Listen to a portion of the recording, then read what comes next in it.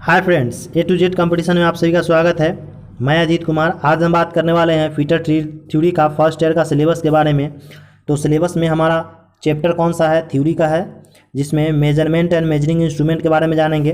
तो मेजरमेंट के बारे में सबसे पहले समझ लेते हैं। मेजरमेंट में हम क्या जानेंगे कि टेम्परेचर को मापना, यानी सबसे पहले हम टेम्परेचर को मापेंगे। तो टेम्परेचर को भी बहुत सारा से माप सकते हैं, सेल्सियस, फ़ारेनहाइट, र्यूमर, बहुत सारा है। तो सबके बारे में एक एक करके समझेंगे। तो सबसे पहले क्या है टेम्परेचर?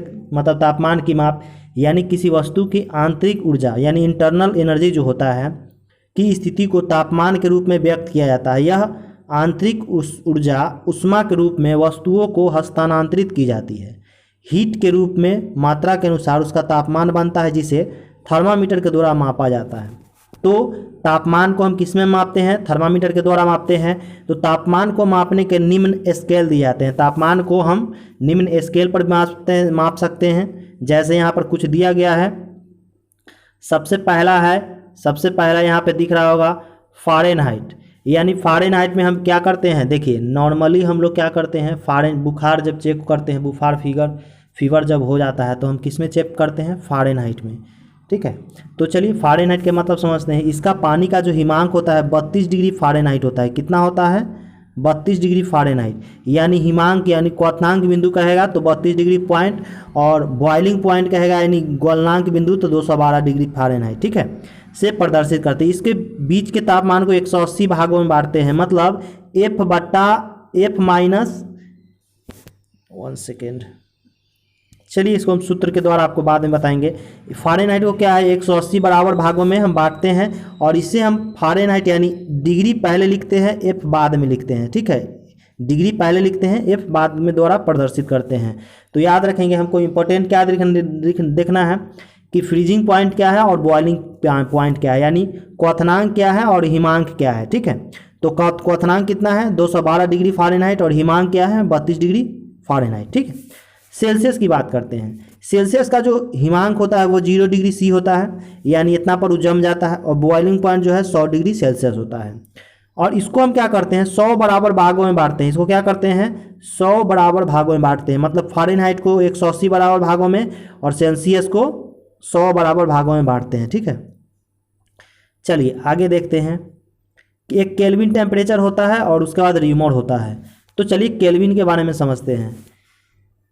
स्केल के अनुसार, ये सेल नहीं, स्केल के अनुसार पानी का हिमांक जो है ना, यानी 273 केल्विन होता है, और वाष्प यानी बॉइलिंग पॉइंट 373 केल्विन। यानी जो मतलब हिमांक बिंदु जो है 273 केल्विन और वाष्प बिंदु 373 बिंदु।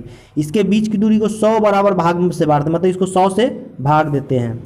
इस परम शून्य ताप को 0 डिग्री, इसमें परम शून्य ताप कितना होता है? 0 केल्विन को परम शून्य ताप कहते हैं। ठीक है, उसी तरह र्यूमर में है कि यह पैमाना जो स्केल में साधारण वायुमंडलीय दाब पर 0 डिग्री हिमांक तथा 80 डिग्री बिंदु मतलब बॉइलिंग पॉइंट होता है। मतलब इसका हिमांक अगर पूछेगा र्यूमर का तो 0 डिग्री, और बॉइलिंग पॉइंट पूछेगा तो 80 डिग्री। इसके अंतर को 80 बराबर भागों में बांटा जाता है। प्रत्येक भाग को एक र्यूमर कहते हैं। ठीक है, तो अब इसका फॉर्मूला देख लेते हैं। चारों को कंपेयर किया गया है। देखिए, सेल्सियस को क्या है 100 से भाग किया गया है। फ़ारेनहाइट में क्या करना है? 32 घटा के, मतलब फ़ारेनहाइट माइनस 32 करना है और 100 से भाग दे देना है। और केल्विन क्या करना है? केल्विन में से 273 घटा के 100 से भाग दे देना है। और इसी प्रकार से र्यूमर में को 80 से भाग देना। जब इसको हम काटेंगे तो ये 5 से 20 मरतबे कट जाएगा, ये 20 से 5 मरतबे, 20 से 5 मरतबे, ये 20 से 4 मरतबे। ठीक है, तो अच्छा यहाँ 180 होना चाहिए, गलती से लिखा गया है। F माइनस 32 बटा 180 होता है, जो कि 20 से भाग करेंगे तो क्या हो जाएगा? हमारा फाइनल रिजल्ट जो हो जाएगा वो ये हो जाएगा। ठीक है, यानी आप हमेशा याद रखिएगा C/5 is equal F minus 32/9, K minus 273/5 और र्यूमर/4, R/4। तो ये सब था नॉर्मल टेम्परेचर मापने का फार्मूला है, इसको याद रखिएगा। इससे संबंधित न्यूमेरिकल आपके एग्जाम में 2-3 प्रश्न आ जाते हैं। ठीक है, चलिए आगे बात करते हैं। जनरल मेजरमेंट इंस्ट्रूमेंट यानी साधारण मापक यंत्र। देखिए, साधारण मापक यंत्र का मतलब क्या होता है कि कहीं भी हमको वर्कशॉप में है, इंजीनियरिंग उत्पादक में वस्तुओं को मापने के लिए आवश्यक होता है। मतलब किसी का लंबाई चौड़ाई मापना है तो हमको मापक की आवश्यकता है। इसके लिए आवश्यकता अनुसार साधारण माप यानी सिंपल मेजरिंग इंस्ट्रूमेंट बनाए जाते हैं या सूक्ष्म मापक यंत्र भी बनाए जाते हैं या प्रयोग में भी लाए जाते हैं। तो इसमें है लंबाई मापने वाला यंत्र, यानी लंबाई, जिससे लंबाई मापेंगे। तो जॉब की लंबाई मापने के लिए विभिन्न प्रकार के यंत्र का प्रयोग किया जाता है जो अलग अलग धातु की बनी होती है तथा इनका लंबाई भी अलग अलग होता है। कुछ साधारण निम्न दिए गए, मतलब कुछ जो लंबाई मापने वाला यंत्र है वो निम्न दिया गया है, जिसमें से पहला हमारा क्या है, स्टील रूल, यानी जिसे हम स्केल बोलते हैं वो होता है। तो याद रखेंगे स्टील रूल जो है स्टेनलेस स्टील का बना होता है। इंपॉर्टेंट चीज़ आपको हम बता देते हैं, स्प्रिंग स्टील का बना होता है या हाई कार्बन स्टील का बना होता है। ठीक है, इस सभी को स्टील रूल ही कहा जाता है। ये कई प्रकार के होते हैं, डिफरेंट टाइप के होते हैं। याद रखेंगे, क्वेश्चन आता है कि स्टील रूल किस मेटल का बना होता है, तो स्टेनलेस स्टील हो गया या स्प्रिंग स्टील हो गया या हाई कार्बन स्टील हो गया। ठीक है, अब इसी में हम समझते हैं कि प्लेन स्केल कैसा होता है। तो आपको इमेज दिख रहा होगा,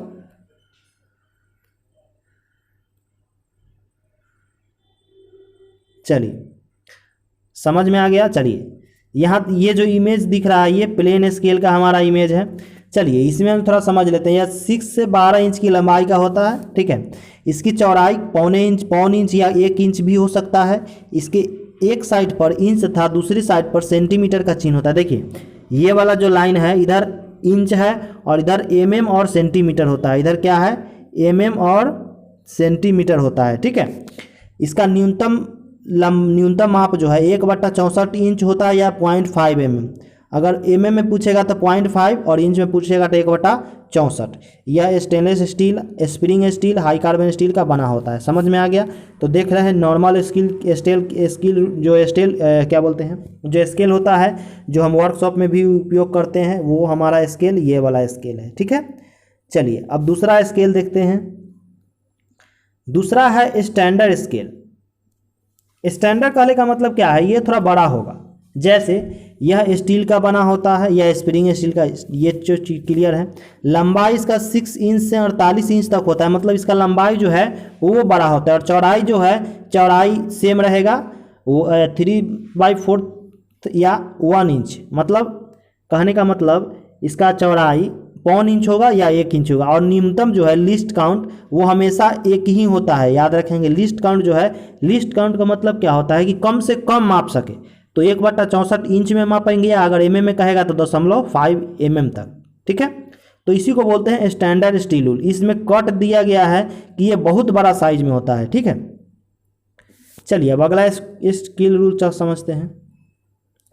अब बोलता है लचीला, फ्लेक्सिबल होना चाहिए, फ्लेक्सिबल लिख दिया है, फ्लेक्सिबल होना चाहिए। फ्लेक्सिबल का मतलब क्या है, वो लचीला होगा। जैसे कि हम लोग स्प्रिंग का बनाते हैं तो वो क्या है, लचीला करते होता रहता है। तो वक्र सतह की लंबाई मापने के लिए लचीला स्टील, वक्र सतह मतलब गोल, ऐसे गोल या इलिप्स को मापने के लिए हम किसका, इस हेलिक्स का मतलब लचीला स्टील रूल का इस्तेमाल करेंगे। ये स्प्रिंग स्टील की पत्ती की बनाई जाती है जिसके द्वारा वक्र सतह को भी आसानी से मतलब माप सकते हैं। यह चौड़ाई में 2 इंच, यह चौड़ाई 1 इंच और 2 इंच या आधा इंच होता है। यह 6 इंच लंबे या आवश्यकता अनुसार यानी ज़रूरत के हिसाब से इसको हम बना सकते हैं। अब हम बात करते हैं नैरो रूल। नैरो मतलब क्या है, पतला। ठीक है, इसकी चौड़ाई बहुत कम होती है, इसका चौड़ाई बहुत कम होगा, लंबाई ज़रूरत के हिसाब से ले सकते हैं।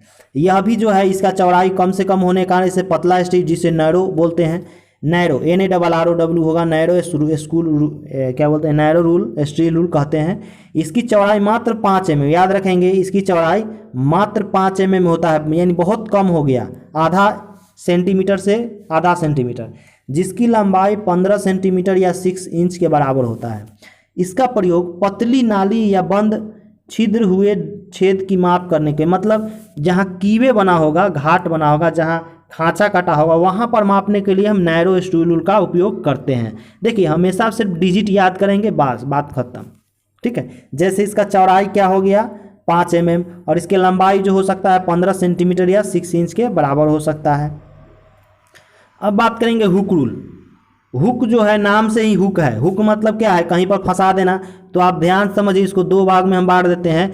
तो इसका इस्तेमाल जो है ना पाइप का व्यास मापने के लिए, पाइप के व्यास नहीं, पाइप की लंबाई को मापने के लिए करते हैं। तो समझ लेते हैं, जिन स्टील रूल के एक किनारे पर एक कोर झुका हुआ है, जैसे यहाँ कोर झुका हुआ है, उन्हें हुक रूल कहते हैं, इसको हुक रूल कहते हैं। यह हुक रूल जीरो की तरफ लगा होता है, यानी जीरो इधर रीडिंग है तो जीरो की तरफ लगा होता था। किसी छेद या पाइप के अंदर से किनारों को आसानी से फंसाकर माप लेने की सुविधा प्रदान करता है। मतलब मान के चलिए ये हमारा पाइप है और इसकी लंबाई हमको ज्ञात करना है, तो इसको अंदर में डाल के चेक कर सकते हैं। और ये जो हुक है वो हुक को यहाँ पर फंसा के हम इस प्रकार से अटका सकते हैं। ठीक है, इसका प्रयोग इनसाइड कैलिपर के माप के लिए भी किया जा सकता है। इनसाइड कैलिपर का भी माप के लिए इसका हम उपयोग कर सकते हैं। समझ में आ गया। चलिए अगला देखते हैं, कैलिपर रूल।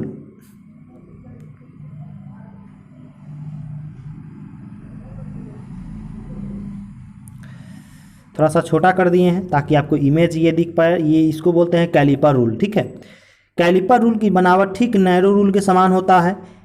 इसके एक साइड पर मार्किंग की हुई होती है, परंतु इसकी चौड़ाई नैरो रूल से अधिक होती है। मतलब इसका चौड़ाई जो है वो नैरो रूल मतलब नॉर्मल स्केल के समान होता है, लेकिन ये नैरो रूल के ही समान होता है। ठीक है, चौड़ाई सिर्फ इसका चेंज होता है। इसका प्रयोग स्टैंड जॉब को माप करने के लिए, मतलब इस खड़ा हुआ जॉब को इसको माप लेने के लिए प्रयोग करते हैं। और न्यूनतम जो होता है 1/64 इंच या 0.5 mm ही होता है, यानी लिस्ट काउंट सभी का इक्वल होता है। ठीक है, आप अगर थ्योरी लिखना चाह रहे हैं तो इसका आपको PDF भी मिल जाएगा, या अगर आप चाहते हैं कि यहाँ से लिखना तो इसको पुश करके आप आराम से लिख भी सकते हैं। ठीक है, चलिए अब आगे बात करते हैं श्रिंक रूल। श्रिंक का मतलब क्या होता है, इसको छोटा करके बड़ा बना दिया जाए। मतलब इसका उपयोग पैटर्न बनाने में करते हैं। आप देखे होइएगा कि मतलब लोहा का जो पैटर्न बनता है तो जितना जो साइज चाहिए उससे थोड़ा सा बड़ा साइज माप के तब बनाया जाता है, तब ढाला जाता है। तो क्या होता है, जैसे कि लोहा का साइज जो है ना, कास्टिंग जब हम करते हैं तो ढलने के बाद जो है ना लोहा सिकुड़ता है। ठीक है, इसीलिए इसका उपयोग श्रिंक, वहाँ पर श्रिंक रूल का ही करते हैं। ढलाई यानी कास्टिंग में श्रिंक रूल का उपयोग करते हैं। तो इसका प्रयोग पैटर्न में, मतलब पैटर्न बनाने में, इसमें मार्किंग करते समय वास्तविक माप में श्रिंकेज अलाउंस बढ़ा दिया जाता है।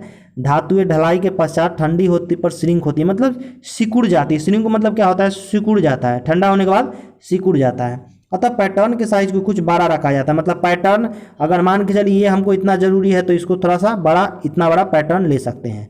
इसके लिए रूल पर मार्किंग कुछ प्रतिशत बढ़ाकर रख, जैसे 10 mm का हमको चाहिए तो 11 mm रख देंगे, या 10.5 रख देंगे। इस अनुसार से हम माप डाल देते हैं, जिसे श्रिंक होने के पश्चात सही माप पा सकते हैं। जैसे कास्ट आयरन के लिए 1%, स्टील के लिए 2.1%, पीतल तांबा एल्युमिनियम के लिए 1.6%। ये मेटल का दिया गया है कि इतना हमको बढ़ा के लेना है। जैसे कास्ट आयरन के लिए 1%, जैसे कास्ट में 100 mm लेंगे, 100 mm का हमको चाहिए तो उसके 101 में मार्किंग करेंगे। ठीक है, और स्टील के लिए 2.1%, पीतल तांबा एल्युमिनियम के लिए 1.6%। समझ में आ गया। इसी को कहते हैं श्रिंक रूल। चलिए अगला देखते हैं। अगला शॉर्ट रूल। शॉर्ट रूल का मतलब क्या है, ये रूल छोटा होता है। ठीक है, ये रूल जो है छोटा होता है। शॉर्ट रूल का मतलब क्या है, छोटा रूल। देखिए ये छोटा छोटा स्केल में पाया जाता है, ध्यान से।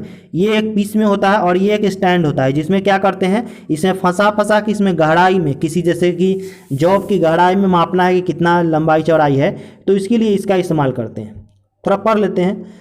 शॉर्ट रूल में छोटे छोटे रूल का एक सेट होता है। जैसे पहले बता दिए, छोटे छोटे रूल का सेट बना होता है, जिसमें 1/4 इंच, 3/8 इंच, 1/2 इंच, 3/4 इंच तथा 1 इंच के छोटे छोटे स्केल होते हैं। इस प्रकार 5 mm, 10 mm, 15 mm, 20 mm, 25 mm के स्केल मीट्रिक प्रणाली में होते हैं। इसका प्रयोग विशेष हैंडल के द्वारा अधिक गहराई में माप करने के लिए करते हैं। मतलब इसका एक हैंडल दिया गया है, इसी हैंडल के द्वारा मतलब गहराई में माप करने के लिए उपयोग में लाएंगे। तो सीधा याद रखेंगे, शॉर्ट रूल का उपयोग कहाँ करेंगे, किसी भी गहराई में, कीबे में जांचने के लिए। ठीक है, चलिए अब अगला देखते हैं। अगला है डेप्थ रूल। डेप्थ का मतलब क्या होता है, डेप्थ का मतलब गहराई होता है। तो वैसा स्केल जिसका उपयोग गहराई में मापने के लिए करेंगे। इस रूल की चौड़ाई बहुत कम होती है, देख रहे हैं इसका चौड़ाई कम है, जिसके तंग स्थानों पर भी माप ले सकते हैं। तंग मतलब जहाँ कम जगह है वहाँ पर भी इसका समस्थान मतलब माप ले सकते हैं। इसकी गहराई 6 इंच से 6 इंच या 15 सेंटीमीटर होती है। यह एक स्क्रू युक्त खिसकने वाला क्लैंप होता है। देखिए ये क्लैंप है, इसमें एक स्क्रू लगा हुआ यहाँ पे, स्क्रू के द्वारा इसको आगे पीछे टाइट करेंगे और ज़रूरत के हिसाब से लगाएंगे, जिसकी सहायता से गहराई मापी जाती है। मतलब ये क्या है, डेप्थ रूल मतलब गहराई मापने के लिए उपयोग होता है। तो समझ में आ गया होगा। चलिए अब अगला देखते हैं, की सीट रूल। की सीट रूल का मतलब क्या होता है, यह स्टील रूल एंगल आयरन की आकृति का बना होता है। एंगल मतलब ट्रायंगल, ये जो आयरन की आकृति का बना होता है, इसका एक सिरा ढलानदार तथा दूसरा जिस पर इंचों का निशान होता है। एक सिरा ढलान, ये ढलान है जिस पर इंचों का निशान होता है। इसका प्रयोग किसी बेलनाकार जॉब के अक्ष के समांतर यानी पैरेलल लाइन खींचने के लिए उपयोग में किया जाता है। जैसे कीवे अक्ष के समांतर लाइन खींचने के लिए आवश्यकता पड़ सकती है। की सीट रूल शाफ्ट पे स्थित होता है तथा इसके ढलान किनारों को आसानी से अक्ष के समांतर खींचा जा सकता है। देखिए ध्यान समझिए, इसमें दो दो स्केल लगा हुआ है और ज़रूरत के हिसाब से क्या करते हैं, इसको पैरेलल, जैसे मान के चलिए एगो लाइन इधर खींच दिए, अब हमको इधर खींचना है इसी के समान, तो क्या करेंगे, इसके समान में ऐसे करके पैरेलल में यहाँ पर भी हम खींच सकते हैं। तो की सीट रूल का यही काम होता है कि ये समांतर लाइन खींचने में काम आता है। ठीक है, समांतर। चलिए अगला देख लेते हैं। अगला स्टील टेप। स्टील टेप के बारे में आप जानते होइएगा। ये जैसे कि इमेज में आपका दिख रहा होगा, थोड़ा और इसको छोटा कर देते हैं। अब चलिए अब समझ में आ गया, इसको हम समझा देते हैं। ये जो स्टील रूल है आप देखिएगा, नॉर्मल जो राजमिस्त्री हो या कोई मिस्त्री है वो अपने पास जरूर रखता है, क्योंकि इसका उपयोग ये मैक्सिमम लंबाई में होता है। इसकी चौड़ाई कम होता है लेकिन लंबाई जो है 5 फुट से 100 फुट के बीच में होता है। चलिए अब हम बात करते हैं स्टील, जैसे कि बात कर रहे थे स्टील टेप के बारे में। स्टील टेप जैसे कि ये मिस्त्री लोग ज़्यादा उपयोग में लाते हैं क्योंकि लंबाई मापने का ज़रूरत होता है। यह जो होता है 5 फुट से 100 फुट के लंबाई में उपलब्ध होता है। यह इंच के 8वें स्थान तक होता है तथा सेंटीमीटर के 10वें स्थान में विभाजित किया जा सकता है। यह स्टील की पतली चादर पर प्रिंट करके बनाया, मतलब स्टील का ही बना होता है, इस पर प्रिंट किया जाता है। यह बहुत अधिक लचीला फ्लेक्सिबल होने के कारण कोई भी प्रोफाइल आसानी से माप सकता है। मतलब लचीला मतलब ये एकदम स्मूथ होता है, इसको आसानी से हम माप सकते हैं। ठीक है, तो ये हमारा स्टील टेप हो चुका है और इतना हमारा ये टोटल मतलब स्केल का पार्ट ख़त्म हो गया है। और इसी तरह से हम ये क्लास तो स्केल ख़त्म हो गया, लेकिन पार्ट 2 में ये तो था हम मेजरमेंट के बारे में बताया, लेकिन मेजरिंग इंस्ट्रूमेंट के बारे में इसका एक वीडियो और बनेगा। ठीक है, तो वो आपको हम कल वीडियो अपलोड करा देंगे, कल या परसों, क्योंकि कल तो शायद मतलब लेथ मशीन का भी एक वीडियो बनाना है, तो ऐसे देख लेंगे दोनों जो हो, या तो इसका करा देंगे या लेथ मशीन का। तो कहने का मतलब है कि अगर ये क्लास आपको समझ में आ गया होगा तो एक लाइक ज़रूर कर दीजिएगा और अपने दोस्तों को भी शेयर कर दीजिएगा। और इसी तरह के क्लास करने के लिए हमारे channel A to Z competition को सब्सक्राइब जरूर करें।